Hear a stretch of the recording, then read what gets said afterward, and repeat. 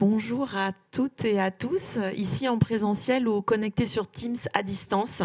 Bienvenue au Hub des Territoires, l'espace d'échange, de collaboration et de développement de la Banque des Territoires. Je suis Anne-Sophie Incelin, responsable du Hub, et je suis avec Étienne Boyer, chargé de projet inclusion numérique et services au public à la Banque des Territoires. Et on est vraiment ravis de vous accueillir pour ce 4e épisode de notre série sur l'inclusion numérique. 4e épisode qu'on organise avec France Urbaine. Alors, on a démarré en septembre 2023 avec un premier épisode qui portait sur les orientations nationales et la feuille de route France Numérique Ensemble. On a poursuivi avec un deuxième épisode le 9 janvier sur la démarche de l'Aller vert, puis un troisième le 7 mars sur l'accueil dans les services. Et nous voilà ce matin pour un 4e épisode sur les filières de reconditionnement et la manière dont elles contribuent à la réduction de la fracture numérique.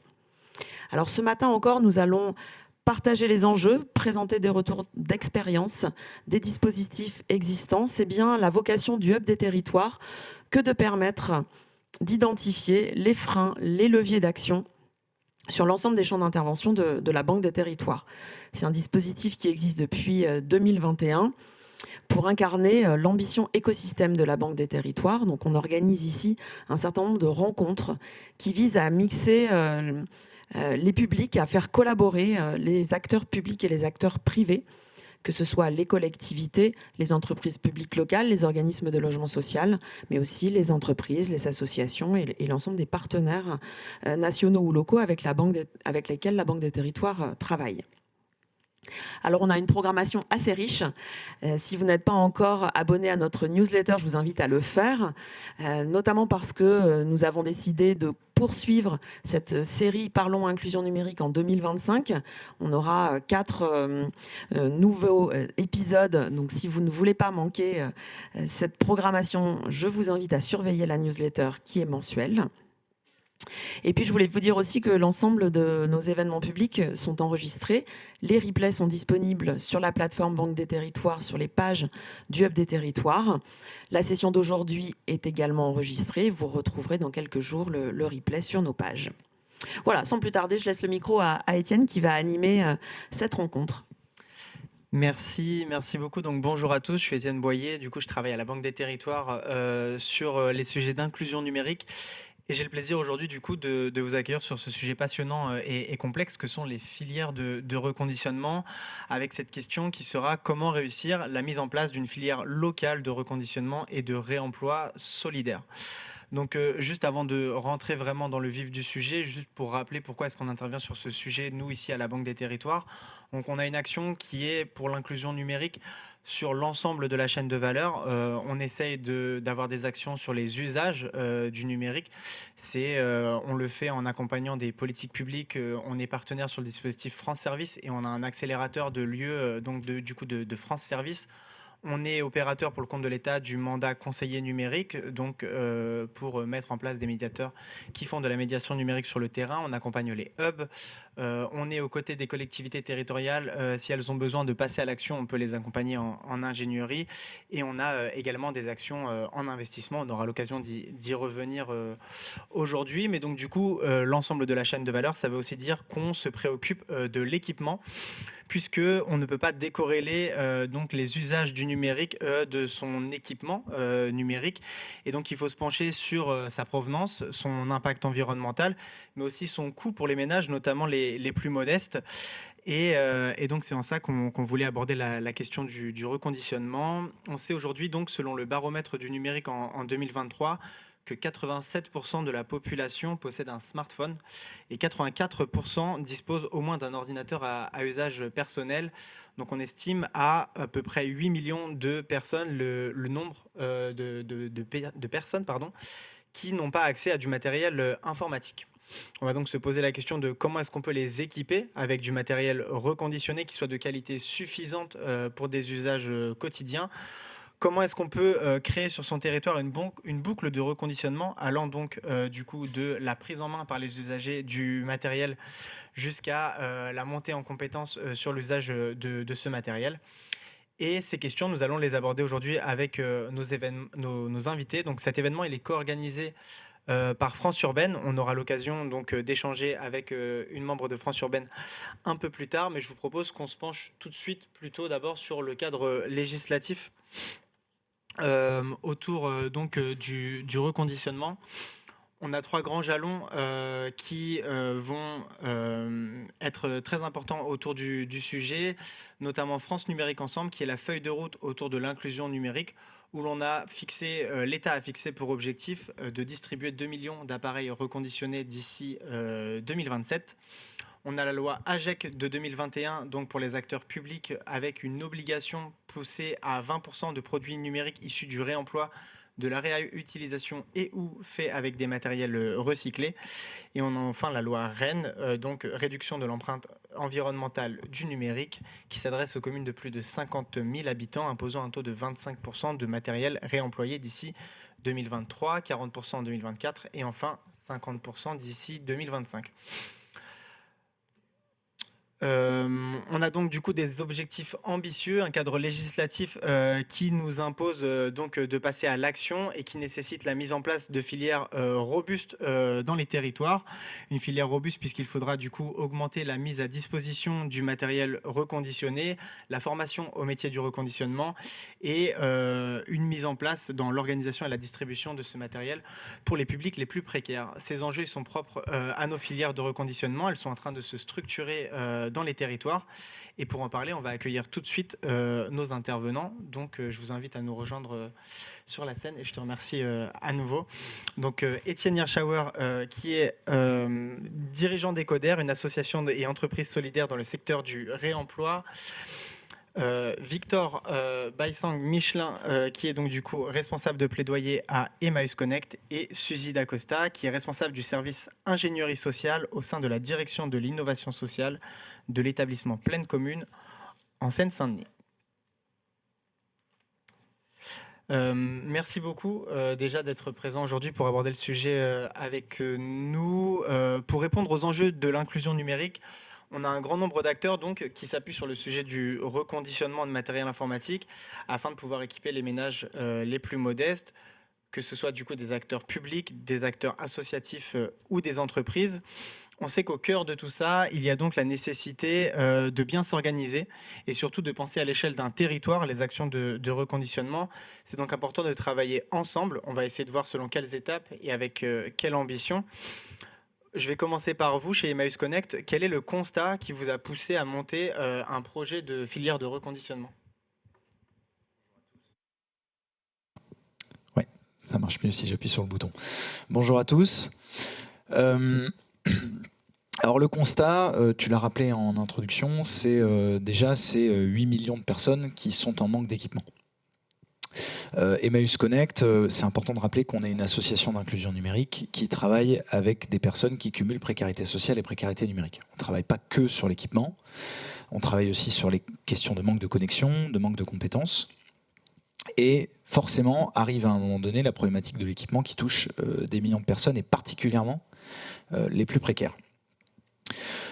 Comment est venue cette envie et ce besoin en fait de travailler là-dessus? C'est au cours de la crise Covid qui a agi un petit peu comme un détonateur, où on s'est retrouvé dans une situation de confinement, où on avait un grand nombre de personnes qu'on accompagnait au quotidien qui étaient totalement démunies et qui n'avaient pas les moyens de s'équiper, qui n'avaient pas les moyens de se connecter.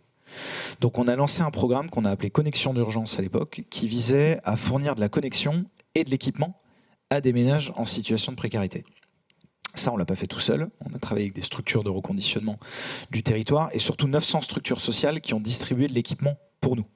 Donc dès le début, c'est important de se rendre compte que dès le début, dans la démarche de filière de reconditionnement, on est tout de suite dans le collectif chez Emmaüs Connect.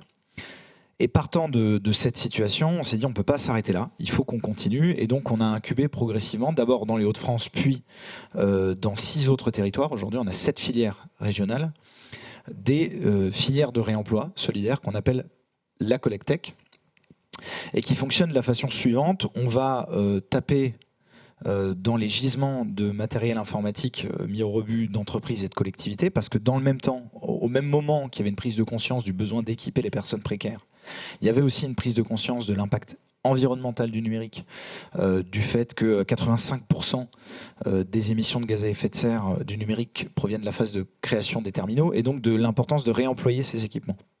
Donc on est allé voir les entreprises, on est allé récupérer leurs équipements qui sont mis au rebut. Derrière, on les a fait reconditionner, et on les fait toujours reconditionner dans des structures d'insertion des territoires, puisqu'on est présent sur 7 territoires différents avec à chaque fois des reconditionneurs locaux.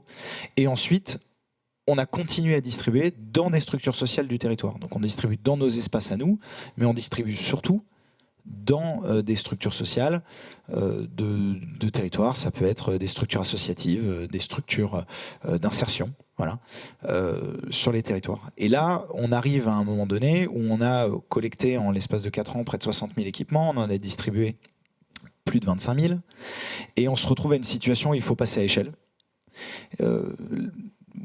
Tu as rappelé en intro l'objectif de 2 millions de ménages précaires équipés. Vous faites le ratio, 25 000 en 4 ans pour arriver aux 2 millions d'ici 2027. Il va falloir passer la deuxième. Et donc, on rentre aujourd'hui, nous, dans ce qu'on appelle une logique de commun, qui est de dire il faut qu'on mette au pot, que les outils qu'on a développés, on les partage, et qu'on puisse travailler tous ensemble sur les territoires, reconditionneurs, structures sociales, entreprises, pour équiper un maximum de personnes. Voilà. Merci Victor du coup d'être revenu sur les constats qui vous ont poussé à agir et sur la façon dont vous voulez le faire. Vous voulez mettre en commun, vous voulez travailler avec tout le monde, et donc vous avez notamment monté un partenariat avec vous, Suzy D'Acosta, au final à l'établissement de Pleine Commune. Donc qu'est-ce que vous pouvez nous dire sur ce partenariat? Pourquoi avec Emmaüs Connect et comment est-ce qu'il se déploie? Alors en fait, le partenariat avec Emmaüs Connect, il est assez ancien au niveau du territoire de Pleine Commune, puisqu'il date finalement même d'avant la crise Covid. Dans un premier temps, par l'accompagnement financier des projets portés par Emmaüs Connect en matière de médiation et de montée en compétences numériques des habitants du territoire. Puisqu'on a un territoire assez particulier, situé en Seine-Saint-Denis, qui a des caractéristiques liées à sa forte population en situation de fragilité socio-économique. On a quand même un taux de pauvreté qui est de 38%. On a également un taux important de population étrangère, donc d'environ 37%. Donc une part de la population qui maîtrise mal la langue, et c'est autant de facteurs en fait cumulatifs qui éloignent du numérique. Donc Emmaüs Connect avait déjà identifié ce besoin sur notre territoire, puisque je suis persuadée aussi que l'innovation arrive avec les structures plutôt associatives. Charge par contre aux collectivités de les accompagner, et notamment donc, de ce point de vue financier. Puis arrivée la crise Covid, je ne reviendrai pas dessus, tu es déjà intervenu pour l'aborder. Il y a effectivement une explosion et surtout une mise en visibilité en fait, de cet état d'exclusion numérique sur le territoire, ce qui a conduit l'EPT à travailler avec Emmaüs Connect et l'association We Take Care pour poser un diagnostic et objectiver en fait ce besoin. Et donc ce qui a mis en lumière le nombre d'habitants qui est d'environ 175 000 sur le territoire de Pleine Commune à être en situation à minima d'éloignement numérique, puisque en fait il y a plusieurs niveaux. Il y a les exclus numériques, les éloignés, les proches, mais qui ont besoin d'être un peu rassurés sur l'accompagnement. Donc voilà, il y a vraiment différents types de niveaux, ce qui permet de conduire ensuite une politique d'accompagnement, d'inclusion numérique au plus près de ses besoins, et a découlé de ce diagnostic une stratégie d'inclusion numérique contractée donc à l'échelle du territoire des 9 villes de l'EPT, reposant sur 3 volets et coporté avec Emmaüs Connect. Le premier volet consiste à coordonner l'ensemble des acteurs d'inclusion numérique du territoire, et ça a été permis notamment à travers aussi le lancement du plan France Relance et donc le recrutement et le financement de conseillers numériques France Service qui font un travail d'identification des acteurs du territoire. Donc voilà, ce travail, 1, de coordination, 2, d'observatoire des besoins du territoire pour poursuivre. On a fait ce premier diagnostic, mais il pourrait être largement amélioré et puis mis à jour régulièrement. Et le 3e volet qui est cette filière de reconditionnement du matériel informatique. Merci beaucoup. Étienne Hirschauer, vous avez donc on a des constats qui sont un peu partagés sur la nécessité d'équiper beaucoup de monde et du coup de dire qu'il faut travailler à reconditionner. Quels ont été, vous, du coup, qui êtes dirigeant d'Ecoder, une structure de reconditionnement et un acteur majeur de ce secteur en France? Comment vous vous êtes développé chez Ecoder et quels ont été un peu peut-être les freins qui ont été les vôtres au début à ce développement? Bonjour, merci de m'accueillir. Donc rapidement, Ecoder, on existe depuis 20 ans, donc le reconditionnement, ça fait 20 ans qu'on le fait, et au moment où on a commencé à le faire, on était sans doute les premiers. Voilà, et puis les choses se sont un peu accélérées, en particulier après le Covid, mais en effet, avant aussi. Voilà, juste pour rappel, et rapidement, on est présent sur 5 territoires.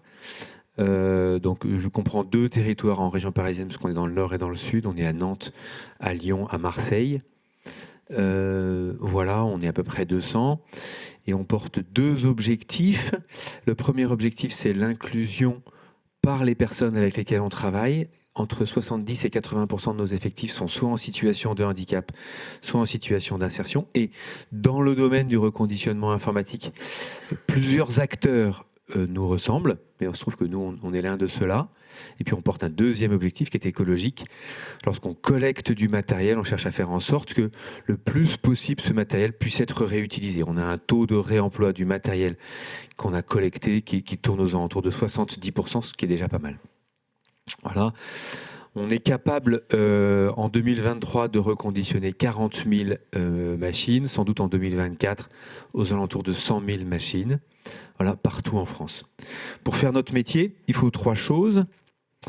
Pour le faire bien, il faut 3 choses. Il faut 4 choses, en fait. Il y a 3 choses qui sont liées à notre activité industrielle. Et puis, il faut être attentif aux plus fragiles, puisque de fait, 80% de nos effectifs sont en situation de handicap et d'insertion, ce qui nécessite aussi d'y prêter attention. Mais sur les 3 sujets qui nous occupent aujourd'hui, un premier sujet, c'est qu'il faut collecter. Et c'est pas neutre, ça. Ça, c'est pas neutre. Je m'interroge toujours sur le marché de l'informatique aujourd'hui est un marché stable. On vend autant d'ordinateurs en 2024 qu'on en a vendu en 2019. Donc on devrait retrouver aujourd'hui les ordinateurs vendus en 2019 disponibles pour être reconditionnés et on ne les retrouve pas. Voilà.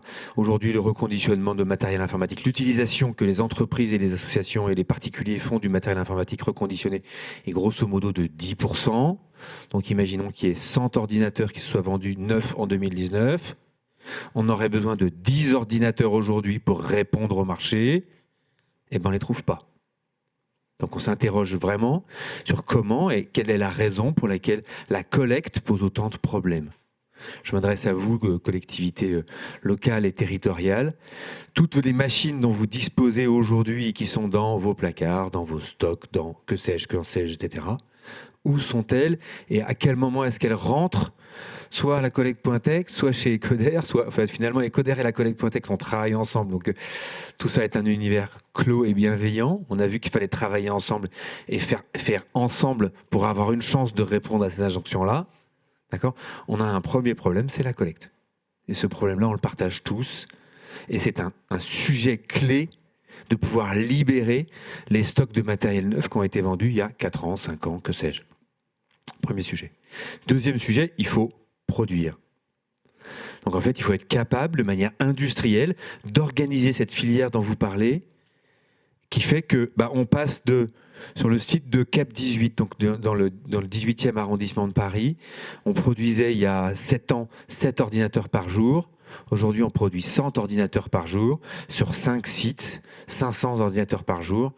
On est en montée de phase et en phase d'industrialisation de nos process pour faire en sorte de répondre à l'injonction qui est posée aujourd'hui par la réduction de la fracture numérique et pour faire en sorte de répondre à l'injonction de l'écologie.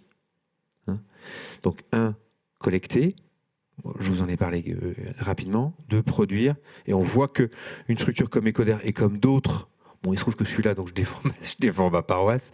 Voilà, on est progressivement monté à l'échelle de l'industrialisation. Et puis ensuite, il faut avoir une filiale pour les revendre. D'accord ? Donc là, il y a toute une filiale qui s'organise.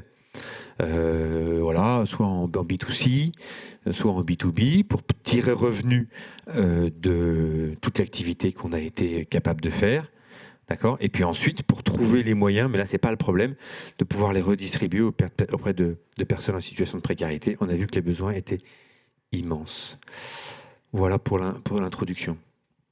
Merci, c'est une belle introduction au sujet qui reprend notamment les constats un peu partagés par tous finalement et l'importance mise en avant de bien collecter ce matériel avant même de pouvoir le reconditionner. On l'avait dit, l'événement il est co-organisé avec France Urbaine et donc je vais en profiter pour accueillir sa représentante qui est avec nous aujourd'hui, donc Madame Caroline Zorn, qui est vice-présidente de l'Eurométropole de Strasbourg, chargée notamment de l'enseignement supérieur. Bonjour. Je vous en prie. Est-ce qu'on peut trouver un micro ? Super. Merci beaucoup. Merci beaucoup. Bonjour à vous, Caroline Zorn. Sur le sujet du reconditionnement, aujourd'hui, j'ai une première question pour vous qui est en quoi est-ce que le reconditionnement informatique est-il une composante importante de l'inclusion numérique et en quoi est-ce un levier à cette inclusion numérique ? Disons que quand on parle de reconditionnement, à Strasbourg et avec pas mal de grandes collectivités d'ailleurs, on a tout de suite ce réflexe de se dire on va être en mesure de toucher en fait le public cible. C'est-à-dire que il s'agit pas d'un chèque pour pouvoir acheter ou d'une distribution sèche de matériel. C'est-à-dire qu'on a la question de la massification de la collecte, donc là qui va nous permettre déjà d'avoir un travail d'insertion, d'être en lien avec les gens qui font.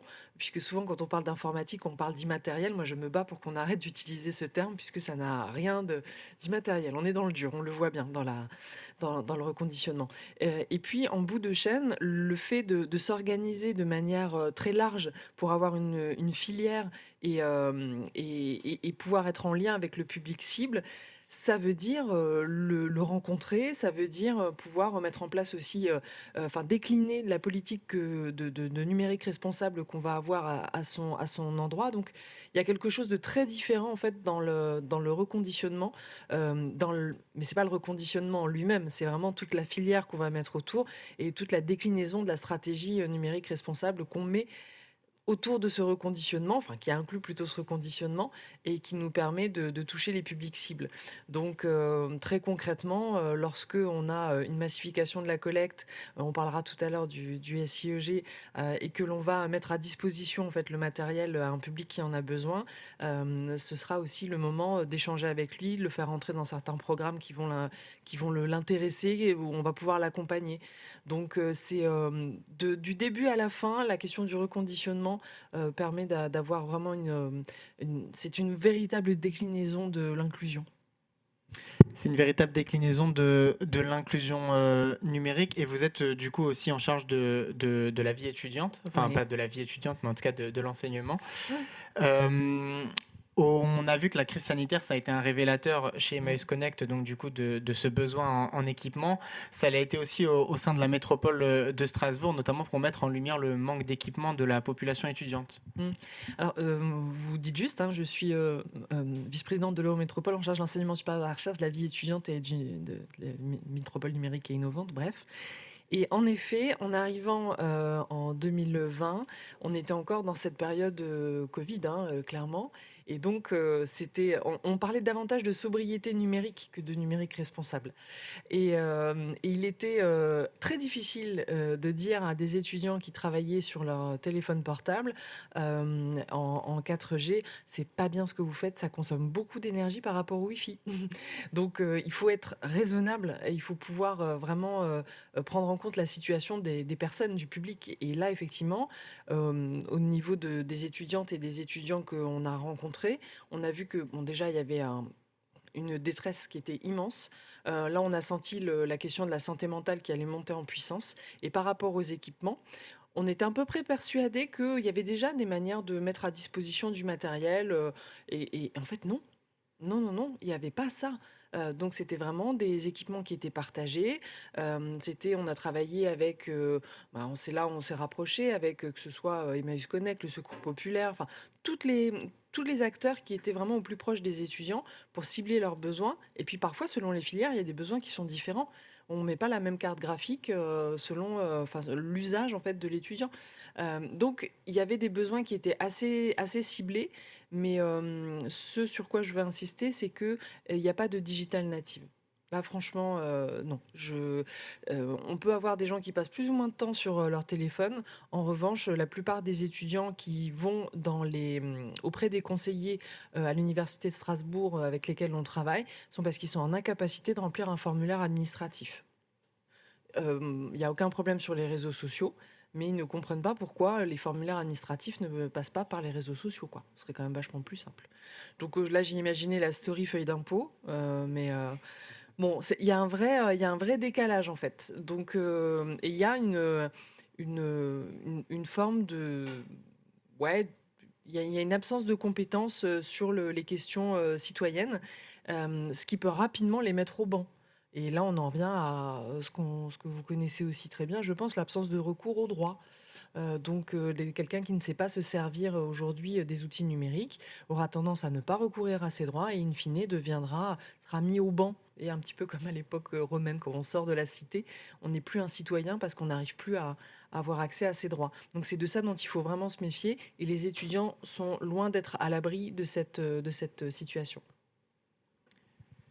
Merci. Donc effectivement, le reconditionnement qui permet l'équipement, c'est un peu la première brique au final de l'inclusion qui va à éviter le non-recours au droit pour toutes les personnes dans les territoires. Donc on partage les constats, besoin de travailler ensemble, besoin de reconditionner, besoin de matériel à distribuer. Mais comment est-ce qu'on organise concrètement ces filières dans les territoires ? On a vu un petit peu les grandes étapes, on les connaît, il faut collecter le matériel, il faut le réparer, il faut pouvoir le redistribuer et le redistribuer aux ménages qui en ont vraiment besoin, aux populations les plus modestes. Ce sont ceux qui sont généralement les plus éloignés et les plus fragiles numériquement. Généralement, le reconditionnement, ça s'inscrit dans une démarche d'économie circulaire et d'inclusion sociale. Et c'est le modèle que vous avez choisi, vous, de mettre en place, Suzy D'Acosta. Avec notamment Victor pour Emmaüs Connect. Quelles ont été les étapes clés chez vous à l'établissement de Plaine Commune dans la réussite opérationnelle de ce projet de filière locale de reconditionnement et quels ont été les verrous les plus difficiles à lever sur votre territoire ? Tout a démarré aussi avec Emmaüs Connect, finalement, qui avait lancé son projet de la collecte tech également sur le territoire de Plaine Commune.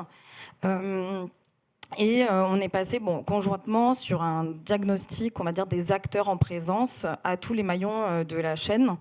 Donc vous les avez déjà abordés, mais que ce soit autant sur la collecte que la logistique, que le stockage, que l'audition du matériel. Enfin voilà, il y a vraiment beaucoup d'étapes. Et donc à toutes ces étapes, on a tenté de recenser les acteurs présents localement, puisque en fait dans mon service, c'est l'approche qu'on choisit, d'être vraiment dans une approche de développement local. Et Emmaüs Connect partageait cette ambition de travailler localement. Donc les carences qui ont été observées tout de suite, c'était l'absence de reconditionneur local, l'absence de logistique, l'absence d'acteurs avec des compétences liées à l'audit du matériel, et de recyclage ensuite du matériel qui n'est pas exploitable en fait pour le reconditionnement. Donc ce qui a été décidé, c'est de lancer un appel à manifestation d'intérêt avec un cahier des charges très précis attendu par rapport à un acteur ou un groupement d'acteurs qui pourrait se manifester sur l'ensemble de ces carences au niveau des différents maillons de la filière. Et qui nous a permis, déjà parce qu'on n'a pas d'outils non plus pour recenser exactement tous les acteurs qui sont à l'œuvre ou qui sont en capacité de lancer ce nouveau projet. Et d'ailleurs, le groupement qui a été retenu finalement est un groupement d'acteurs assez jeunes, mais qui a permis aussi de développer leur activité, puisque c'est le groupement composé de la régie de quartier de Saint-Ouen qui a lancé son activité cet été, en consortium avec l'association Les Valoristes, présente notamment en Seine-Saint-Denis à Montreuil, mais pas encore, jusqu'à présent n'était pas présente sur Plaine Commune, et l'association Été qui porte le projet d'une ressourcerie locale également sur le territoire de Saint-Ouen. Donc ce groupement rassemble des compétences complémentaires qui permettent d'agir sur ces différents maillons de la chaîne de la filière.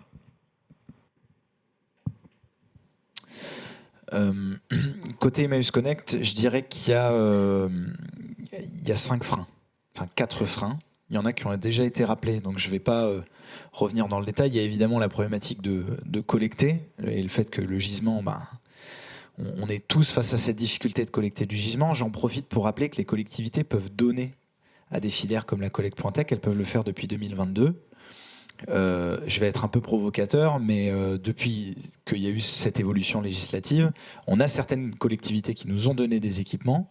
On les en remercie, plusieurs milliers, mais on a beaucoup de collectivités qui ne le font pas encore. Si toutes les collectivités nous donnaient leurs équipements, elles ne peuvent pas le faire à beaucoup de structures, mais elles peuvent le faire à des structures comme Emmaüs Connect, on arriverait à résoudre déjà une grande partie de la problématique du manque de gisement. Donc ça, c'est un appel au don. Voilà. Donc comment on résout ce problème-là ? On résout ce problème-là déjà en essayant d'être le plus crédible possible. On travaille aussi face à des acteurs qui ne sont pas des acteurs de l'insertion. Je précise que tous les équipements collectés par Emmaüs Connect, par la collecte.tech, sont reconditionnés dans des structures d'insertion. Donc il faut arriver à montrer que c'est pas parce qu'on travaille dans le secteur de l'insertion qu'on est moins sérieux que des acteurs comme des brokers. Bien au contraire. J'ai même la conviction que c'est plutôt l'inverse. Donc il faut arriver à être crédible, il faut arriver à être visible. Et donc nous, une des solutions qu'on a trouvées, c'est de travailler en collectif. Travailler ensemble et de dire, est-ce que demain, on ne peut pas aussi aller chercher du gisement collectivement et se le répartir équitablement sur un territoire avec une vocation à distribuer derrière un tarif solidaire à des personnes précaires. Le deuxième frein, c'est évidemment la problématique de la professionnalisation du reconditionnement. Alors ça a été évoqué, et effectivement là il y a une vraie montée en puissance du secteur depuis quelques années. Nous, une des solutions aussi qu'on trouve pour avancer là-dessus, c'est encore une fois de mettre en commun. C'est de dire, on va développer des outils et on va les partager, on va les mettre au pot commun, on va mettre en place une charte de travail collectif sur ces outils-là, et puis on va mettre à disposition des outils de traçabilité. Des banques de pièces détachées, enfin plein de choses comme ça qu'on va pouvoir mettre ensemble pour progresser là-dessus. Le troisième frein, c'est d'être capable d'identifier le public à qui on va distribuer et de le distribuer bien. Le bon équipement pour le bon usage. Il ne s'agit pas de donner le tout dernier ordinateur surpuissant à quelqu'un qui va juste aller checker ses mails 3 fois par mois, quoi. Voilà. Donc il faut proposer le bon équipement pour le bon usage, et il faut être capable de le faire avec des structures qui peuvent identifier le public précaire. Donc là, nous, on travaille avec des milliers de structures sociales sur le territoire qui orientent des personnes chez nous, ou alors plus de 500 qui distribuent directement les équipements. Et on peut aller encore plus loin en développant, par exemple, demain, une place de marché solidaire qui sera accessible aux structures sociales, où elles pourraient venir commander des équipements issus de la collecte.tech et des filières locales pour distribuer sur le territoire. Et le dernier frein, je pense que c'est le frein du modèle économique aussi. Pour une filière comme la nôtre, où on va distribuer à des tarifs qui vont entre 70 et 150 € pour un ordinateur portable, c'est parfois compliqué d'arriver à rentrer dans ces clous, et le seuil de rentabilité est quand même assez élevé en termes de nombre d'équipements. Donc là, il y a un besoin que les pouvoirs publics accompagnent l'émergence de filières de ce type-là, au moins au début, le temps qu'elle se stabilise sur le plan économique, pour qu'ensuite elle puisse fleurir et fonctionner efficacement et équiper un maximum de ménages précaires. Et donc, vous l'avez compris, c'est un peu la thématique de mon intervention. Sur chacun de ces freins-là, la solution pour nous, c'est de mettre en commun et de travailler collectivement. Si on travaille collectivement, si on met en commun un certain nombre d'outils, on arrivera aussi à ce que nos coûts soient un peu plus limités, et donc qu'on arrive à équiper plus de personnes et à s'en sortir économiquement, quoi. Voilà. Caroline Zorn, la métropole de Strasbourg, elle a elle aussi opté pour une politique de réemploi qui soit solidaire et inclusive, comme ce qui se fait du côté de l'établissement Pleine Commune. Comment est-ce que vous avez initié, vous, ce projet de réemploi dans l'Eurométropole de Strasbourg ? Alors, j'en suis très fière de ce qu'on a mis en place, mais d'autant plus quand j'entends chacune des faiblesses qui est ciblée, où je me dis, là, on y répond. Alors, l'Eurométropole de Strasbourg a toujours été très vertueux sur les questions d'économie sociale et solidaire. L'administration est reconnue pour ça. Et depuis 2012, en fait, l'Eurométropole donnait déjà son équipement informatique. Mais c'était pas suivi, c'était un don. C'était un don qui n'était pas dans un cadre d'une politique publique. Voilà, c'était quasiment des initiatives personnelles. Et donc, il n'y avait pas d'effet levier. Et puis, il n'y avait pas de régularité, etc. Bon. Donc, il en a été suivi une AMO, il y a eu des tentatives pour structurer les choses. Et puis, en 2020, avec le nouveau mandat, on a décidé d'accélérer ça et de trouver une solution qui permette de résoudre aussi les problèmes juridiques de la commande publique. Parce que ça a été un frein énorme et beaucoup de communes, on en parle beaucoup dans France urbaine, sont inquiètes de la manière de rester dans les clous pour déployer leurs solutions. Là, à Strasbourg, on s'est appuyé sur un système qui est le SIEG, donc système d'intérêt économique général, qu'on connaissait déjà puisqu'on l'avait utilisé pour les vêtements et les tissus il y a quelques années. Donc on savait que ça nous permettait de répondre à la question de la commande publique, de répondre également d'avoir plusieurs opérateurs et de pouvoir compter sur là encore plusieurs sources de personnes qualifiées parce que c'est très difficile à trouver, même si on a de la chance chez nous, mais c'est quand même compliqué. Donc il fallait répartir aussi la charge. Et puis ça permet, avec un SIEG, de mettre la main à la poche pour compenser.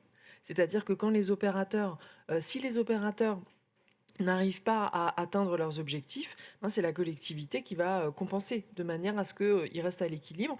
Alors évidemment, c'est pour le démarrage. Voilà, c'est vraiment une aide au démarrage. Et on espère ensuite que le modèle économique il se stabilise et que la collectivité est de moins en moins à mettre. Mais c'est notre rôle en fait de collectivité de prendre ce risque-là pour assurer la pérennité d'une politique publique. Donc ce SIEG, tout à l'heure on voyait quelques photos que j'avais envoyées et je suis très contente de pouvoir parler de leur travail aujourd'hui. On a 3 opérateurs. Donc, alors il y a eu plusieurs délibérations, il y a eu plusieurs phases. C'est une ingénierie quand même la mise en place d'un SIEG. Mais donc la dernière délibération de février 2023 nous permet de désigner donc les 3 opérateurs que sont Humanis, Envie et Déclic. Et ce qui est intéressant, c'est que, alors, ils maîtrisent donc nous, on s'occupe de la massification, donc les 33 communes de l'Eurométropole, et puis on essaye d'embarquer l'université, enfin d'autres gros acteurs, peut-être les hôpitaux universitaires, enfin voilà. Et ensuite, on a donc ces 3 acteurs qui sont sur le terrain, qui maîtrisent de bout en bout vraiment la phase technique, c'est ce qu'on voulait en fait. Donc c'est pour ça qu'on les a retenus, parce qu'on estime qu'ils vont être en mesure de garder l'emploi sur le territoire et de monter en compétences et de faire monter en compétences d'autres personnes en insertion. Donc on voulait vraiment qu'ils aient la main sur l'aspect technique. Et ouais, voilà, c'est ces photos-là que j'aime beaucoup. Et donc, et puis ensuite, il faut que les prix de sortie correspondent à la loi AGEC et qu'on a quand même on a ce cadre. Donc, il va falloir être certain et au fur et à mesure que le modèle économique prend. Et ce qui est intéressant, c'est que dans nos conditions, on a mis du logiciel libre. C'est-à-dire qu'il faut que les équipements qui sortent, et tout le monde n'était pas d'accord au départ, je veux dire, ça a été la plus grosse des batailles, parce que les opérateurs me disaient, mais nous, quand on avait commencé à équiper avec le libre, et il y a des personnes qui nous disaient, mais pourquoi c'est parce qu'on est pauvre qu'on a du libre, nous on veut du Microsoft. Alors là, vous me faites de la peine quand même. Mais il y avait vraiment cette idée de sous-équipement. Donc il faut lutter contre ça. Il faut absolument faire que ça soit accompagné de l'éducation au numérique, une véritable éducation populaire au numérique. Et donc on fait le lien avec un lieu qu'on a à Strasbourg, un tiers-lieu d'éducation populaire au numérique qui s'appelle le Shadok, où on a un consortium et notamment Emmaüs Connect qui fait un super travail avec la Cybergrange et d'autres. Donc il faut vraiment que on a un mapping quoi. Et qu'on ait la possibilité de ne pas faire une remise sèche au public cible, mais vraiment de les accompagner, d'être en finesse sur leurs besoins. Et donc, c'est la complémentarité sur le territoire qui fait ça. Et personne d'autre que... Enfin, c'est le rôle des collectivités de faire ça. Donc nous, on a choisi le SIEG parce qu'on avait déjà cette ingénierie qui avait fonctionné. D'autres villes choisissent de faire différemment. Mais ce qui est sûr, c'est qu'on a besoin, pour aider les acteurs, nous aussi, d'avoir une pérennité sur les moyens qu'on va pouvoir mettre à disposition. Merci beaucoup. Étienne Hirschauer, chez Ecoder, vous vous tournez vers quels acteurs, vous, pour collecter, reconditionner et redistribuer ce matériel? On a évoqué quelques partenariats, on a évoqué 2-3 modalités. Chez Ecoder, comment est-ce qu'on procède pour collecter, reconditionner et redistribuer? Pour collecter, on fait comme tout le monde, c'est-à-dire qu'on essaie d'adresser les pouvoirs publics, on essaie d'adresser les grands groupes, on essaie d'adresser les ETI régionales, enfin voilà, donc on essaie d'adresser un peu à tout va pour être certain d'avoir des stocks suffisants qu'on puisse reconditionner. Voilà, donc c'est un peu comme tout le monde, hein. Enfin, on va au mieux et on cherche à faire en sorte d'en avoir le plus possible. Encore une fois, c'est la part la plus compliquée sans doute, hein, la partie de la collecte. Donc sur chacun des territoires sur lesquels on est, c'est vraiment l'enjeu principal que d'aller trouver ces différentes sources. Voilà. La deuxième question, c'était sur vos partenariats un petit peu, avec qui est-ce que vous opérez dans les territoires? Alors après, nous, on observe la chose suivante. Alors nous, on est prêt, dans une certaine mesure, à payer pour faire en sorte d'avoir des lots. C'est-à-dire qu'on se rend bien compte qu'il y a 2 sujets qui s'opposent. Le premier sujet, c'est le responsable informatique qui a lui un budget de son informatique à gérer, d'un côté, et de l'autre côté, la personne qui s'occupe du RSE, la personne qui s'occupe de l'économie circulaire, ils ont 2 logiques différentes dans une même structure, ces 2 personnes. D'accord ? Le responsable informatique, lui, il va chercher à tirer revenu pour amortir son budget, pour pouvoir réacheter du matériel neuf à bon compte. Voilà, donc on est obligé de répondre à ces 2 sujets de manière parallèle. Parce que celui qui quand même détient le matériel informatique, c'est le responsable informatique. Bien. Alors, il y a au sein de vos structures, au sein des pouvoirs publics, au sein de toutes ces grosses organisations, quelque chose à traiter. Donc nous, on le traite en disant, dans une certaine mesure, on est prêt à acheter votre matériel, ce qui va vous permettre de pouvoir racheter du matériel neuf, etc., etc. Donc voilà. Ça, on le fait. Donc, on sait valoriser pour les acteurs privés et les acteurs publics du matériel. Pour vous donner un ordre d'idée, ensuite, pour le reconditionner, toute la partie du reconditionnement, c'est grosso modo par portable une valorisation qui, avec notre marge, donc avec un modèle économique qui tient, 30 € par machine. Voilà. Donc, si vous me vendez un matériel informatique 100 € et que moi je reconditionne pour 30 €, on est capable de le revendre à 140 €, alors sans doute pas à 50 €, mais à 140 € à quelqu'un qui peut en avoir besoin. Et puis si en plus les pouvoirs publics viennent abonder, peut-être qu'on peut rendre le modèle plus vertueux, soit pour la personne qui reconditionne avec des personnes en situation de fragilité et de précarité, soit pour la personne à moins cher qui va collecter, qui va se voir vendre un matériel pour qu'il puisse l'utiliser pour son usage personnel et pour les sujets qui nous occupent aujourd'hui. Voilà, c'est juste pour vous donner des grandes masses de la manière dont la filière fonctionne. Donc, de notre côté, on peut racheter, on est présent et voilà, on est présent partout sur les territoires. Et encore une fois, ayez bien en tête, il y a donc 2 sujets qu'on traite aujourd'hui. Un premier sujet qui est comment on réduit la fracture numérique, qui est un premier sujet. Chaque ordinateur qu'on utilise, il a coûté à la planète 1 tonne d'eau, 1 tonne de matières premières. Voilà, donc dans ces matières premières, 200 kg de matières premières fossiles. Donc produire un matériel informatique, c'est très polluant. Donc nous, on cherche à faire en sorte que ce matériel puisse durer le plus possible. Il a fait ce que j'appelle un premier tour de manège, étant vendu neuf et étant utilisé par le premier utilisateur. On va essayer de lui faire un 2e tour de manège, voire même un 3e tour de manège, pour que son utilisation puisse durer jusqu'à 15 ans. À chaque fois, à chacun de ces tours de manège, une structure comme Ecoder, on le garantit entre 1 an et 3 ans, pièces et main d'œuvre.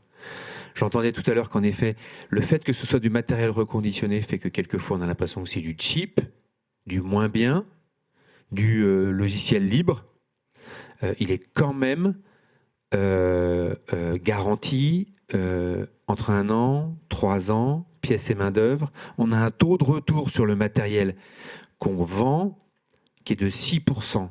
C'est sans doute trop, mais c'est quand même extrêmement suivi. D'accord ? Donc on sait que le matériel qu'on va vendre ou qu'on va distribuer via la collecte Pointec, d'accord ? Il y a 6% de ce matériel qui va nous revenir et qu'on va traiter en moyenne en moins d'une semaine. Donc en moins d'une semaine, on sera capable on a un problème technique avec un matériel qu'on a vendu, de pouvoir résoudre ce problème pour que l'utilisateur puisse continuer à utiliser son matériel. On n'est peut-être pas dans des normes du matériel neuf, mais je pense qu'on n'est pas très loin. Voilà. Et on a par ailleurs permis de faire travailler des personnes en situation de précarité psychique, mentale ou physique, ou de précarité sociale parce qu'ils sont en insertion. D'accord ? Et on a permis à la planète de gagner autant, comme j'ai pu vous l'indiquer. Voilà, c'est pour vous donner des grandes masses. 100 € un matériel acheté, 30 € pour le reconditionner avec notre marge. Et donc à partir de ça, on peut créer une filière qui se développe et qui se déploie très rapidement. Merci pour vos propos. J'ai très envie de répondre sur la logique de CEO qu'on peut avoir dans nos collectivités, et où parfois le DSI va avoir du mal à comprendre l'intérêt que peut trouver l'économie sociale et solidaire ou l'économie circulaire. Moi, j'ai un truc. Ça s'appelle un moment dédié dans l'année. Alors à Strasbourg, on fait la semaine européenne du numérique responsable. Ça dure une semaine, c'est trop. On est crevé. Voilà. Il y a aussi numérique en commun. En fait, il nous faut des événements. Il nous faut des moments où on parle de ces sujets-là. Et nous, ça s'est fait puisque le SIEG, le service d'intérêt économique général, il est porté par la direction du déploiement économique. Et sur une question qui est normalement dédiée à la direction du numérique et des systèmes d'information. Et ils n'ont pas l'habitude, en fait, tant que ça, de parler ensemble. Mais quand on fait un moment commun, dans le cadre de la loi Rennes, puisque la loi Rennes nous oblige à avoir ce temps de bilan, en fait, régulier. Donc, on a décidé de faire cette semaine-là, enfin, ces journées-là, dans le cadre de la loi Rennes. On met ensemble tout le monde. Ça relève de la transformation de l'administration que d'arriver à travailler ensemble, en transversalité. Et le truc, pour mettre tout le monde d'accord, vous invitez Génération Lumière, qui vous parle de l'extractivisme, et qui vous explique comment est-ce que ça se passe en République démocratique du Congo, notamment sur je crois que c'est le cobalt dont plus de 60% est issu de cette partie de la planète. Ce sont des zones de guerre avec de la torture, des mines artisanales où il se passe des choses absolument terribles. Et après, vous prenez votre portable et vous faites « Ah, d'accord, ok. Oui, effectivement, je vais le faire durer le plus longtemps possible. » Et il y a cette prise de conscience-là qui s'appelle de l'éducation au numérique, en fait. Et quand on arrive à mettre tout le monde face à ces réalités, à cette matérialité, à ce drame qu'est le gâchis, les gens, ils ont beaucoup plus envie de travailler ensemble. Et je pense que ça a été aussi il y a une sorte de fierté de s'être formé en commun. Les agents en parlent souvent. Et puis il y a aussi des temps qui sont organisés par l'administration autour du numérique, comme des cafés IA pour discuter des IA sobres, enfin de plein de choses. Donc il y a une culture de nos collectivités à développer autour du numérique responsable, et ça permet ensuite de travailler ensemble et de comprendre mieux les enjeux. Merci. Et alors du coup sur ce sujet donc de numérique vraiment responsable et d'impact environnemental, on a donné des ordres de grandeur du poids un peu environnemental de ce que c'est un ordinateur. Se pose la question un peu presque du coup philosophique de se dire est-ce qu'au lieu de reconditionner, on ne travaillerait pas plutôt du coup à l'allongement de la durée de vie des matériels. Comment est-ce qu'on fait du coup pour équilibrer entre du coup reconditionner ou allonger la durée de vie d'un matériel, et comment est-ce qu'on fait pour qu'est-ce que ça vous inspire du coup vous ce petit débat? Alors il est essentiel ce débat. Dans l'histoire, en fait, c'est une histoire de R. Le premier R, c'est recyclage. On prend votre matériel, on le dépece et on en tire la matière. D'accord ? C'est du recyclage. Les boîtes les plus rentables, elles font du recyclage. Les plus anciennes, elles font du recyclage. Donc elles prennent la machine et elles font le verre d'un côté, les métaux rares de l'autre, etc. Enfin voilà. C'est vendu à la tonne, c'est très bien. C'est mieux de faire ça que de balancer son ordinateur et puis de le retrouver sur une décharge. C'est moins polluant. Mais vous avez compris qu'on va sortir de cet outil, on va sortir, je sais pas, ça pèse quoi, 30 grammes, 40 grammes, quelque chose comme ça. Donc c'est parfait, mais vous avez compris que pour faire ça, il faut une tonne d'eau, une tonne de matière première.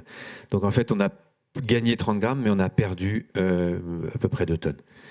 Voilà. Donc en fait, il y a une deuxième R qui est le reconditionnement dont on a parlé tout ce matin. Donc là, c'est important, parce qu'on fait durer le matériel le plus longtemps possible. Sur des cycles que j'appelle moi des tours de manège, mais bon, vous avez compris que c'est des cycles successifs qui permettent au matériel de tenir le plus longtemps possible.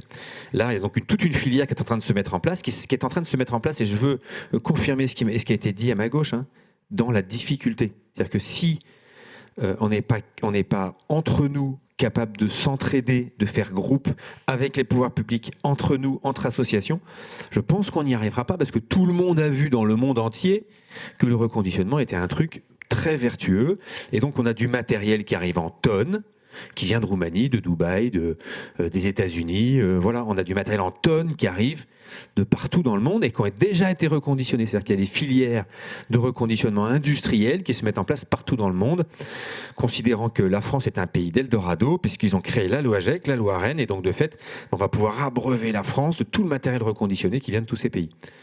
Très bien. Donc ça, c'est le reconditionnement. Nous, on essaye de se structurer avec des structures associatives qui cherchent à fonctionner comme des entreprises, aussi industriellement responsables, aussi processées que possible. Mais on voit bien que si on n'est pas un tout petit peu supporté et collectif, on n'y arrivera pas. Moi, je vous le dis, on en bave tous les jours. C'est quand même rien d'être simple. J'arrive devant vous aujourd'hui avec le sourire, mais je ne souris pas tous les jours. Bien. Et puis, il y a en effet un troisième R. Donc, j'ai dit recyclage, j'ai dit reconditionnement, il y a un troisième R. Ce troisième R, c'est réparation. Et là aussi, alors là, on a des acteurs qui sont encore plus petits, encore moins rentables, mais qui sont beaucoup plus vertueux. Enfin, je veux dire, on va tout de suite dans des sujets qui se vertuisent de plus en plus. Parce que vous avez un matériel, plutôt que de faire 2-3 machines qui ne fonctionnent pas, une machine qui fonctionne, on va prendre votre matériel, on va faire en sorte que ce matériel-là, il puisse durer le plus longtemps et que vous puissiez, vous, le conserver le plus longtemps possible. Ça ne peut se faire que localement. Voilà. C'est quelquefois passer 2 heures, 3 heures, une journée, 2 jours sur un seul matériel. Donc on a compris que le modèle économique n'est pas extraordinaire. Et puis comme vous savez que votre matériel, vous pouvez l'avoir à pas cher, neuf ou en reconditionné, vous allez vous interroger sur est-ce que ça vaut le coup que je le répare ou est-ce que ça ne vaut pas plus le coup que j'en achète un neuf. Voilà. Donc là, il y a toute une démarche d'éducation dont on a parlé, mais qui est clé, et qui est un sujet sur lequel il va falloir qu'on vienne doucement. Donc procédons peut-être par étapes, par grandes vagues. On passe du recyclage au reconditionnement. On passera inexorablement du reconditionnement à la réparation. Voilà. Mais aujourd'hui, le modèle économique de la réparation, pour l'éprouver, en particulier sur notre site du nord de la région parisienne, on voit bien que c'est un modèle économique qui est quand même très compliqué. Voilà pour ce que j'avais à dire sur ce sujet-là. Il y a un tout petit sujet pour toutes les collectivités que vous êtes, de réindustrialisation. Voilà, que vous sachiez, à chaque fois qu'on installe une usine de reconditionnement en province, on vient d'ouvrir celle de Nantes au début du mois de septembre, ça réindustrialise localement. On parle souvent au fait qu'est-ce qu'on fait pour réindustrialiser nos territoires. Aujourd'hui, moi j'ai une usine qui reconditionne du matériel informatique à Nantes, une autre à Lyon, une autre à Marseille, peut-être un jour à Strasbourg, peut-être une. Voilà, il y en a 2 à Paris. Et on fait tout ça localement. L'idée étant d'être accompagné, de faire collectif, de faire localement, parce qu'on pense que, et socialement, parce que c'est plus facile, les gens qui sont dans la précarité, qu'elle soit numérique ou psychique, ou ils ne sont pas mobiles. Voilà, et ils ont besoin d'un accompagnement qui soit avec des petits groupes. Voilà, mais aussi écologiquement. Donc socialement et écologiquement, c'est évidemment plus vertueux. Excusez-moi, j'étais long. Non, il n'y a pas de problème. Faire local, et merci, faire local, faire social, c'est important. Et pour ce qui est de faire local, à l'établissement Pleine Commune, vous avez développé un partenariat notamment avec le groupe SNCF qui va du coup de la collecte de matériel dans un processus d'inclusion numérique. Est-ce que vous pouvez nous en dire quelques mots et en quoi est-ce que ça contribue à votre stratégie d'inclusion numérique ? Alors, cette expérimentation, elle est intéressante à aborder. Alors, elle va à l'inverse, par contre, enfin pas à l'inverse, mais en tout cas, elle est à l'opposé d'une massification et d'une industrialisation, pour le coup. Mais c'est intéressant d'avoir en fait différents types d'accompagnement au reconditionnement. Le partenariat avec la SNCF, il s'est fait vraiment par un effet d'aubaine et par la bonne volonté de certains acteurs. C'est-à-dire qu'on avait donc cette entreprise qui nous a sollicité parce que a souhaité se débarrasser un peu de son matériel informatique vieillissant, mais ne savait pas du tout à quelle porte taper pour le reconditionner, le redistribuer, identifier les publics qui pourraient en bénéficier. Donc c'est rapproché du service relations entreprises de l'EPT, qui nous a contactés en nous disant bon, est-ce que tu connaîtrais pas quelqu'un, un acteur? Donc c'était pas du tout, c'était en fait antérieur à cette filière de reconditionnement.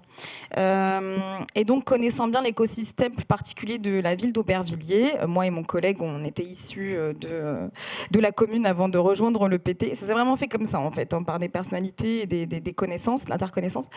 On se souvenait de la filière lancée par, une filière un peu éducative liée au lycée professionnel Jean-Pierre Timbaud, situé sur la commune d'Aubervilliers, qui travaille à former ses étudiants sur le reconditionnement.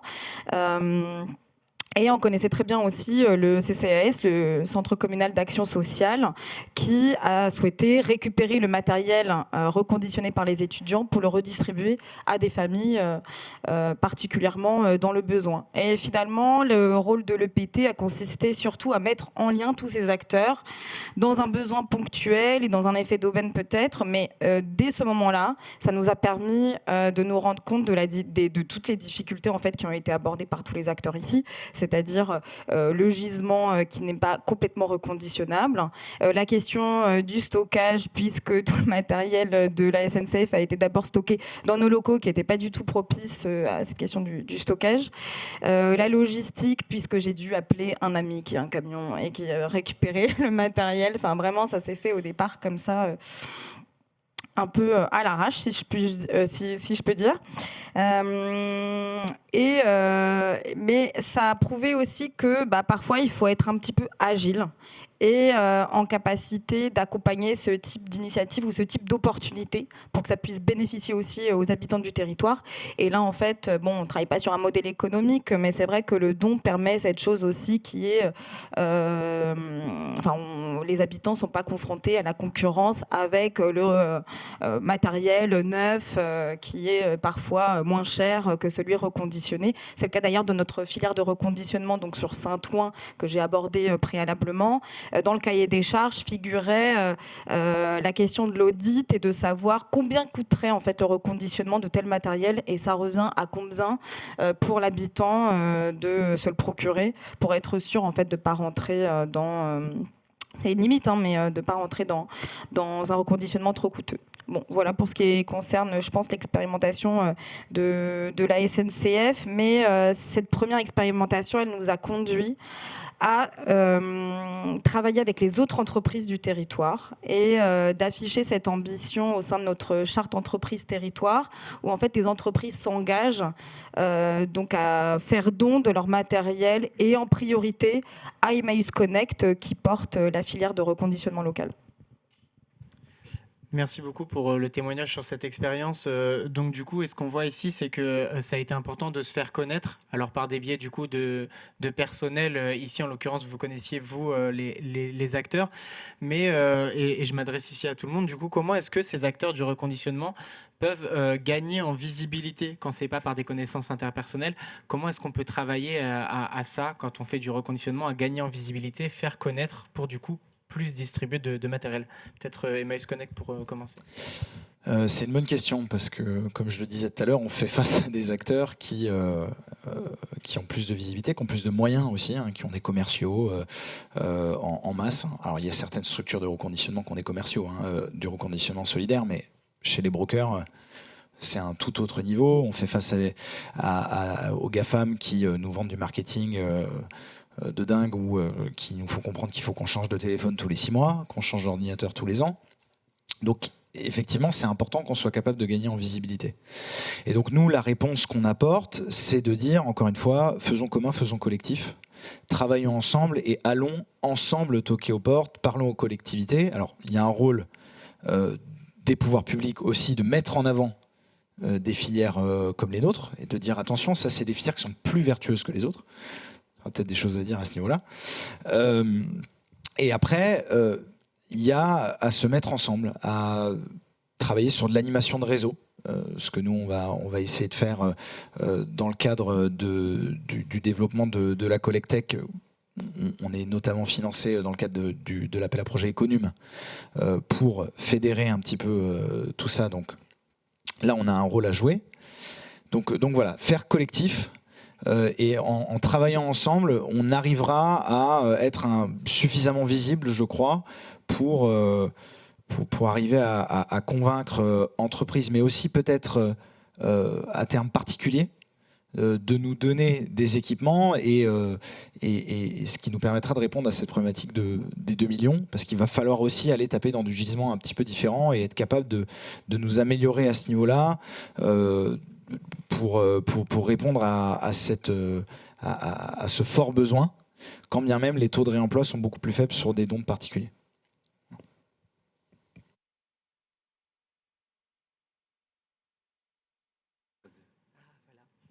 Merci. Moi, je pense qu'il faut changer l'image du reconditionné. Et je crois que, par exemple, une campagne comme il y en avait eu par l'ADEME sur le dévendeur, moi je l'ai trouvé géniale cette campagne. Eh ben, je pense qu'il nous faut des campagnes grand public pour faire en sorte de promouvoir le reconditionné et comme le logiciel libre d'ailleurs, parce que sur les questions de version, souvent on me dit mais moi je peux pas prendre le risque d'avoir un téléphone, un smartphone qui ne soit pas de dernière génération parce que mes outils professionnels ils vont pas fonctionner dessus. Et là, on a aussi une question de développement. C'est-à-dire qu'il faut faire la promotion dans toutes les écoles et les universités qui forment des personnes qui vont être amenées à développer des logiciels, qu'il est important de ne pas développer pour développer et on ne se fait pas plaisir à soi. En fait, c'est une vraie mission d'intérêt général que de développer des choses qui soient qui puissent convenir, quel que soit l'appareil en fait qu'on va utiliser. Et ça, c'est un véritable enjeu parce qu'on en veut toujours plus, on veut toujours plus de vitesse, toujours plus de fonctionnalités. Et il y a des technologies qui ne sont pas compatibles avec ça.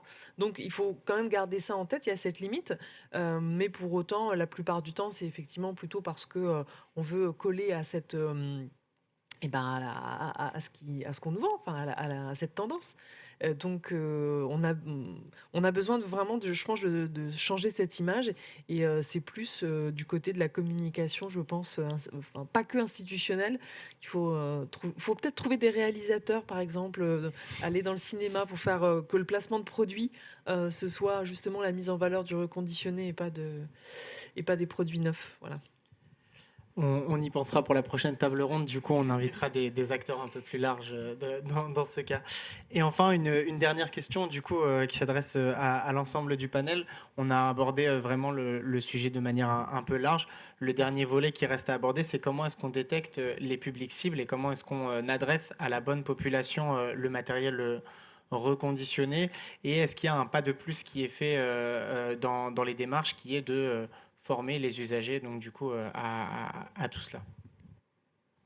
Je vais peut-être la prendre, celle-là, cette question. Alors, comment on les identifie déjà ? Là encore, il faut travailler en collectif et il faut travailler avec les structures sociales. C'est-à-dire que nous, Emmaüs Connect, on aime bien dire qu'on est à cheval entre inclusion numérique et action sociale. Donc on travaille dans nos territoires d'action, là où on a des lieux d'accueil physique, mais aussi là où on n'en a pas, avec des structures sociales qui ont l'habitude de travailler avec des publics précaires, qui connaissent le territoire, qui connaissent les publics et leurs besoins, et qui derrière nous orientent les personnes, nous les orientent dans nos lieux où on va les accompagner, on va faire un diagnostic de compétences, un diagnostic de besoins aussi sur l'équipement, pour derrière fournir le bon équipement pour le bon usage, comme je le disais tout à l'heure. Ou alors, on va directement fournir les équipements aux structures sociales qui vont elles-mêmes les distribuer aux personnes en situation de précarité. Donc là, il y a aussi un rôle à les former, ces structures, à leur donner les moyens, parce que toute structure sociale qui travaille sur de l'accompagnement global va pas forcément être en mesure de diagnostiquer la précarité numérique et de diagnostiquer exactement quel est le bon équipement pour le bon usage. Donc là, il faut qu'on les forme. Nous, on a un programme qui s'appelle les relais numériques, qui vise à faire ça, à proposer gratuitement pour les structures sociales d'être formées, pour être en mesure à la fois de proposer le bon équipement pour le bon usage, mais aussi derrière de proposer les accompagnements qui vont avec. Parce qu'une fois qu'on a équipé la personne, il faut s'assurer que la personne sache faire un usage éclairé de cette machine. Et alors, il y a un usage éclairé, mais il y a ce que disait Caroline tout à l'heure, c'est aussi comment on instaure la culture numérique nécessaire à la personne pour qu'elle comprenne que c'est pas parce qu'on lui a pas donné le dernier PC gamer que le PC qu'on lui a donné il est de mauvaise qualité. C'est pas parce qu'il est reconditionné qu'il est de mauvaise qualité, bien au contraire.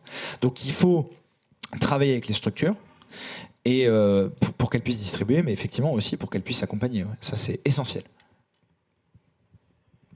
Un témoignage complémentaire peut-être sur ce qu'on a mis en place sur Pleine Commune et en lien avec Emmaüs Connect toujours, puisqu'on a parlé de la stratégie d'inclusion numérique qui est en fait nos conseillers numériques France Service qui ont été recrutés par différents niveaux de collectivités territoriales sur le PT, donc que ce soit par le département, par le PT, par les communes, mais aussi par Emmaüs Connect et une autre association partenaire, font un travail avant toute formation ou tout accompagnement à la montée en compétence des habitants, un diagnostic à la fois de la maîtrise de l'outil informatique, de la maîtrise des démarches administratives en ligne et de leur niveau d'équipement. Ce qui permet en fait de faire entrer chaque habitant dans un parcours qui passe de la formation à l'outillage numérique. Moi, je voulais avoir une vision un tout petit peu plus macro pour parler de ce qui existe et de ce qui est utile aux collectivités. Et à France Urbaine, on en échange beaucoup. C'est l'indice de fragilité numérique. Pardon. Donc on a cette cartographie de la fragilité numérique qui à la base c'était la MEDNUM et qui permet vraiment de cibler les endroits où on a des personnes qui sont extrêmement précaires et de ce point de vue vraiment précaires au niveau de l'agilité numérique. Et donc ça permet quand même de cibler, et je parle de ça parce qu'on est dans un moment où il y a la feuille de route France Numérique Ensemble qui est amenée à se déployer. Donc il y a un travail qui est fait par les départements avec les préfectures et parfois les métropoles, mais pas tout le temps. Donc il faut réussir aussi à faire en sorte que les grandes villes, là c'est vraiment la casquette France Urbaine, les grandes villes soient écoutées. Parce que quand on regarde cette cartographie de la fragilité numérique, on a en fait les publics les plus précaires de ce point de vue, mais également les plus précaires tout court. Donc on a une concentration de problématiques qu'on connaît sur les territoires et il faut vraiment qu'il y ait ces particularités qui soient reconnues dans les feuilles de route qui vont découler de France Numérique Ensemble, de manière à ce que ce soit pris en compte et qu'on puisse adresser ensuite plus finement, de la manière dont vous venez de le décrire, au public cible. Donc il y a vraiment une cohérence à avoir du territoire jusqu'à la manière dont très concrètement les acteurs vont pouvoir adresser aux personnes cibles. Et quoi qu'il en soit, si on n'a pas cette politique de solidarité numérique dans nos territoires et si on n'a pas les moyens de la mettre en œuvre, c'est très compliqué. Parce que les acteurs, la Emmaüs Connect fait énormément sur tout le cycle de vie de l'usager, mais n'empêche qu'il faut que les collectivités aient les moyens de travailler avec les acteurs, de les soutenir et d'avancer dans un sens qui soit satisfaisant. Et aujourd'hui, on a un petit peu peur quand même de ce point de vue, pour pas vous le cacher. Merci beaucoup. Et j'ai peut-être du coup une dernière question conclusive pour vous, Caroline Zorn, donc, qui représentée France Urbaine. On a évoqué le cadre législatif et les ambitions de la feuille de route France Numérique Ensemble. Quels souhaits on pourrait émettre donc, du coup, pour l'avenir de l'inclusion numérique et du coup, de la filière du reconditionnement ? Alors, le premier des souhaits est de pouvoir ouvrir davantage de maisons France Service, avec des conseillers numériques, avec des aidants connect, avec une procédure pour devenir aidant connect aussi qui soit peut-être plus facilitée. parce qu'aujourd'hui, il y a beaucoup de conseillers France Service qui font office d'aidants Connect, mais qui ne... Voilà, c'est la certification, c'est ça le terme parce que c'est compliqué administrativement. Donc, il y a une simplification à avoir de ce point de vue. Il y a la question de l'indice de réparabilité sur les smartphones, peut-être, où, bon, on a vu qu'il y avait eu un léger rétropédalage parce que la Commission européenne a estimé qu'il fallait un indice qui soit plus global. En définitive, je ne sais pas où on en est, mais je crois que ça n'a pas vraiment abouti. Et pourtant, la réparabilité, c'est quand même quelque chose qui est absolument fondamental. Et on doit pouvoir acheter en connaissance de cause son smartphone, qu'il soit reconditionné ou non, d'ailleurs. Donc, il y a un certain nombre d'éléments dans les suites de la loi Rennes AGEC qui doivent être déclinés de manière probablement plus en concertation avec les territoires, parce qu'on voit bien sur le terrain ce que ça donne, et on voit aussi que la précarité numérique, notamment, va grandissante. Donc c'est formidable d'avoir ce cadre, et vraiment, il y a eu des allers-retours sur les cadres législatifs qui ont été plutôt fructueux, et donc on a été écouté sur un certain nombre de points, et tant mieux. Et je pense qu'il faut continuer et ne pas juste se dire on est les meilleurs, on a un cadre législatif, et voilà. Donc continuons à travailler, comme ça a été dit, ensemble. Merci beaucoup, merci à tous les quatre pour vos interventions et la qualité de nos échanges. Je vais vous inviter à rejoindre du coup le public pour conclure la séquence, et je vais donc appeler avec moi François Blouvac, qui est responsable du service éducation, inclusion numérique et service au public pour la Banque des Territoires. Merci Étienne, merci à tous. Écoutez, juste quelques mots de conclusion parce qu'on a, je crois, brossé un tableau assez complet. Ce qui est intéressant dans les interventions de ce matin, c'est qu'on voit on cherche la ligne de crête sur deux gros enjeux majeurs. L'objectif de réduire l'impact environnemental de ce fait de société qu'est le numérique, et d'autre part la lutte contre la fracture numérique.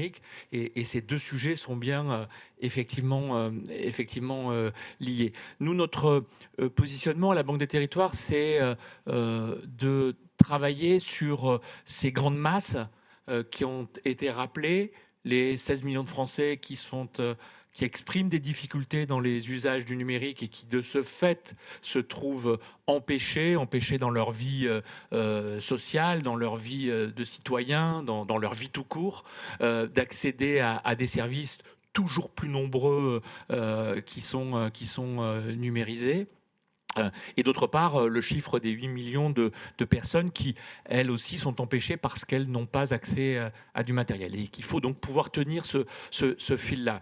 Et ce qui est intéressant dans les expériences qui ont été évoquées ce matin, c'est qu'il y a un chemin possible. Et ce que vous avez rappelé de la part des CODER, d'Emmaüs Connect, des collectivités territoriales, c'est qu'on peut imaginer des solutions pour peu qu'on structure les choses et qu'on s'organise. Alors, nous accompagnons ce mouvement en soutenant EcoDer, en accompagnant Emmaüs Connect, en étant présents pour les collectivités pour chercher des solutions, en construisant ces fameuses feuilles de route France Numérique Ensemble que nous considérons comme étant un espoir raisonnable qu'il faut aujourd'hui pouvoir concrétiser, même s'il faut continuer à être vigilant, et les discussions qui s'ouvrent aujourd'hui à l'Assemblée nationale sur le budget nécessitent une grande vigilance, parce que si on remet en cause des dispositifs qui ont permis d'avancer, eh bien le château de cartes risque de s'effondrer, et on créerait des conditions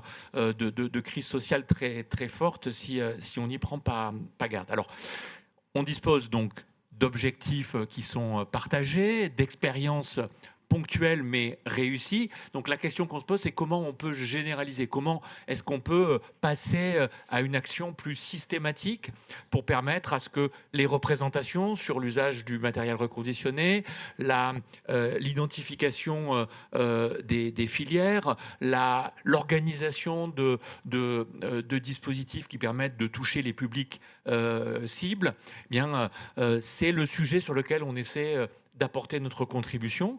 Nous ne sommes pas l'État, nous ne sommes pas les collectivités, nous ne sommes pas opérateurs, mais nous pouvons mobiliser, c'est l'originalité du positionnement de la Banque des Territoires, de trouver des solutions, d'apporter des solutions de financement pour pouvoir avancer.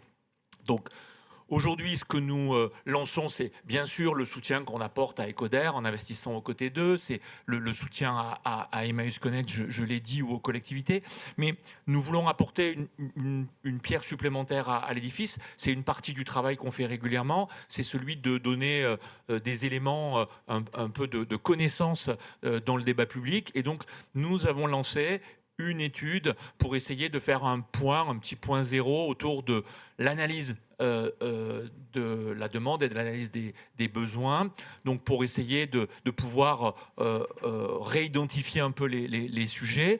Nous le faisons avec tout l'écosystème, mais aussi avec la Direction générale des entreprises, avec l'ADEME, avec la NCT. Je pense que c'était important, vous avez beaucoup insisté là-dessus, de dire qu'il faut travailler de façon collective sur ces sujets. Donc on ne voulait pas faire une étude de plus qu'on posait dans un coin, mais essayer de mobiliser tout le monde pour partager un constat à un moment donné.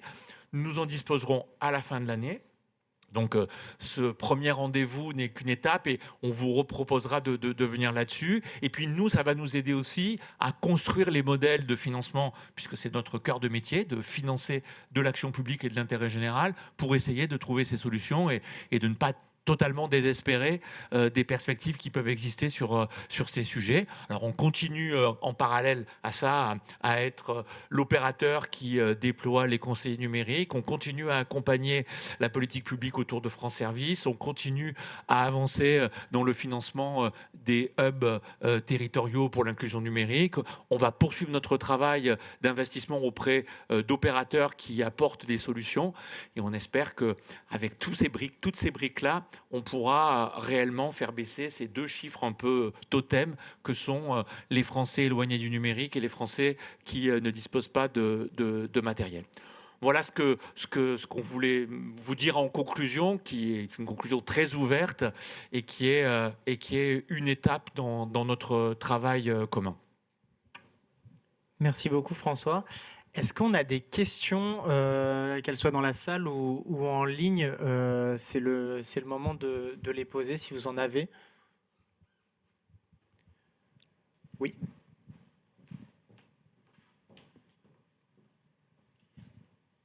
Merci. François Huguet, je suis chercheur et je suis responsable de la revue Numérique en commun qui est publiée par l'Agence nationale de la cohésion des territoires. Et le programme Société numérique, c'était une question, on a bien compris, sur les enjeux auxquels vous devez faire face aujourd'hui.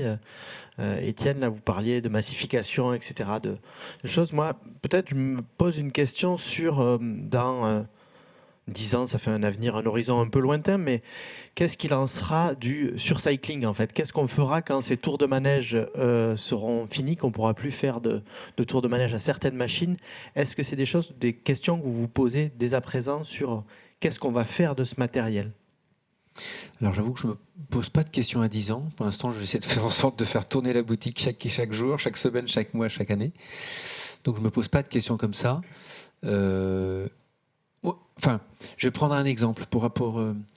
Il nous arrive de collecter des écrans, vous savez, les grands écrans, qui n'étaient pas les écrans plats, mais les écrans, ça avait un nom. Bon, bref, vous voyez de quoi je veux parler, ces écrans très profonds. Donc, il nous arrive de collecter ces matériels-là. Donc, bien sûr, il n'y a plus de marché. Plus personne ne veut un écran comme ça. Et donc, qu'est-ce qu'on en fait et comment est-ce que... Voilà. Donc, après, il y a le... Je pense que le recyclage doit reprendre son relais et dans ces cas-là, il faut qu'on aille descendre à la matière et qu'on sache déployer une filière du recyclage. Je pense qu'il y a un petit côté, à un moment donné, on ne peut plus rien et il faut accepter le fait qu'on va réutiliser des matières premières qui ont été utilisées à un moment donné pour un usage 1 et qui seront utilisées pour un usage 2. J'imagine que c'est ça la suite. J'espère avoir répondu à la question. Merci. Je crois qu'on a des questions en ligne. Julie. Oui, tout à fait. Donc, je ne sais pas à qui je les adresse, mais j'adresse la première question, puisqu'on en a deux. Comment faire pour avoir une colonne vertébrale entre les différents interlocuteurs, les types de matériel très hétérogènes, les lignes de conduite à tenir pour un reconditionnement plus cadré, similaire possible, les cadres de redistribution, la prise en charge éventuelle, etc. En gros, comment est-ce qu'on structure et on organise, on coordonne les filières de reconditionnement dans les territoires ? J'ai le micro, puis ensuite je vais le passer à Emmaüs Connect peut-être. C'est une question vaste, donc c'est pas simple. On a parlé massification. Ça c'est clé. Il y a un autre sujet, il y a un sujet de qualité. J'ai essayé de vous mettre, d'éveiller un tout petit peu notre idée. Si on veut faire que le reconditionnement informatique puisse trouver son essor, il faut qu'il soit de bonne qualité. Je me mets 15 secondes dans la peau de mon client qui ouvre sa machine, un carton, voilà, à l'intérieur duquel il y a du papier reconditionné. Il sait que ça a été reconditionné par des personnes en situation de handicap. Il sait que le truc a déjà servi. En fait, la seule question qui se pose, c'est où est la merde ? Il y a un truc, je suis sûr que mon ordinateur, il va fonctionner qu'à moitié. Voilà. Et ça, au moment où on a, nous, acheté un jour un smartphone reconditionné, de manière un peu insidieuse, quelquefois on s'est posé cette question-là. Cette question-là, il faut la traiter. C'est-à-dire qu'il faut être capable d'annoncer un niveau de qualité sur le matériel reconditionné qui soit le plus réel possible, le meilleur possible. Ma question aujourd'hui, en tant que directeur général d'Ecoder, c'est comment est-ce que je peux valoriser mon prix aussi ? Alors que si je n'ai pas d'espace économique, si je ne suis pas capable de valoriser mon prix, j'ai un problème. Donc, massification, donc structuration du volume, et puis structuration et processisation de la qualité. Il faut impérativement que lorsqu'on utilise du matériel reconditionné, et c'est la clé pour que cette filière-là puisse se développer, elle soit capable d'annoncer un niveau de qualité qui soit le plus haut possible, d'accord, le plus proche possible d'une qualité du neuf. Sinon, on n'arrivera jamais à se développer. Voilà sur ce que je peux dire de mon côté. Sur la question, donc si je la comprends bien, c'est comment on s'assure que tout le monde arrive à travailler ensemble, comment on arrive à avoir une structuration globale. Alors si vous avez été attentif à mon intervention, je vais vous répéter la même chose que ce que je vous ai répété tout à l'heure, c'est qu'il faut mettre en commun. Et il faut montrer à chaque acteur qu'au-delà d'une cause commune, qui est évidemment vertueuse, qui est en l'occurrence d'équiper des ménages précaires, de réduire l'empreinte environnementale du numérique, que les acteurs ont intérêt à travailler ensemble pour que ça marche. Si on travaille ensemble, on va être capable d'aller capter du gisement qu'on ne capte pas aujourd'hui. Chaque année, il y a l'équivalent de 1,5 million de camions, en tonnes de déchets, c'est 1,5 million de camions de déchets informatiques. Donc c'est bien la preuve qu'on ne capte pas tout le gisement. C'est pas que du déchet, il y a aussi des choses que certainement on pourrait réparer, reconditionner là-dedans. Si on se met ensemble, on va être capable d'aller capter plus de gisement. Si on se met ensemble, on va être capable de reconditionner plus. Peut-être qu'on va être capable de se partager les pièces détachées. Et si on se met ensemble, on va être capable de distribuer plus et mieux parce qu'on aura des reconditionneurs dans chaque territoire qui travailleront avec des structures sociales de chaque territoire. Et donc, il y a cet enjeu de se mettre en commun, d'avoir des outils communs, de partager des choses et je crois aussi du coup d'avoir forcément de l'animation de réseau et d'avoir des acteurs qui sont capables de fédérer. Nous aujourd'hui on espère jouer ce rôle-là, mais il n'y a pas que nous, il y a aussi les hubs de l'inclusion numérique, il y a plein d'acteurs qui sont capables de faire ça. Donc pour que ça marche, il faut encore une fois un engagement des pouvoirs publics, c'est le cas actuellement de plus en plus. Il y a la Banque des Territoires, il y a l'ADEME, il y a plein de collectivités qui s'engagent, il y a les FNE aussi, qui est une réponse à ça, sur lesquels il y a une grosse focale reconditionnement. Et puis après, il y a montrer aussi de façon très homo economicus, si je puis dire, que les acteurs ont intérêt à travailler ensemble au-delà du côté très vertueux de cette cause. Voilà. Et plutôt que de l'achat de matériel par les bénéficiaires, est-ce que certains d'entre vous proposent de la location de matériel à prix solidaire ?